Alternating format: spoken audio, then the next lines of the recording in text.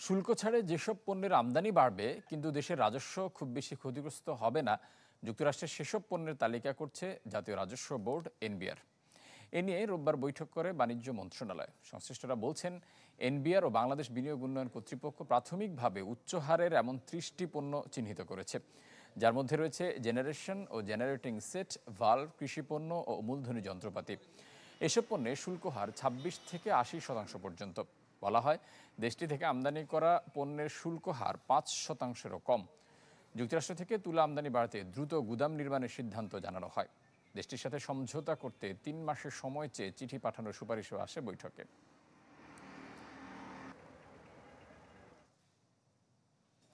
Mercantile bank PLC business 24-এর নিচে আরও একটা বিরতি, সাথে থাকুন।